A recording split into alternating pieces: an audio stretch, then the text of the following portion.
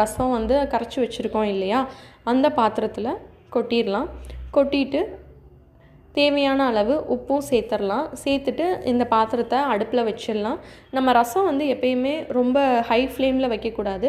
ஒரு மீடியம் ஃப்ளேமில் வச்சே தான் நம்ம செய்யணும். ரொம்ப ஃப்ளேமில் சீக்கிரம் வச்சிங்க அப்படின்னா கொதிக்க ஆரம்பிச்சிடும். ரசத்தை வந்து கொதிக்க விடக்கூடாது. இங்கே பாருங்களேன், இப்போ நுரக்கட்டி வந்திருக்கு இல்லையா, இதே மாதிரி நுரக்கட்டி வந்த ஸ்டேஜில் தான் நம்ம ரசத்தை இறக்கணும். கொதிக்க விட்டோம் அப்படின்னா அதோட டேஸ்ட்டே மாறி போயிடும். பாருங்கள் இது எந்த அளவு நுரக்கட்டி வந்திருக்கு அப்படின்னு. அவ்வளோதான், நமக்கு ரசம் ரெடி ஆகிடுச்சு. ஸோ அடுப்பை ஆஃப் பண்ணிடலாம். டேஸ்டியான மிளகு ரசம் ரெடி ஆகிடுச்சு. இதே மாதிரி நீங்களும் செஞ்சு பார்த்துட்டு எப்படி இருந்தது அப்படின்றத மறக்காமல் கமெண்ட் பண்ணுங்கள். இந்த வீடியோ உங்களுக்கு பிடிச்சிருந்தது அப்படின்னா மறக்காமல் கீர்த்திஸ் கிச்சனை சப்ஸ்கிரைப் பண்ணுங்கள். தேங்க்யூ.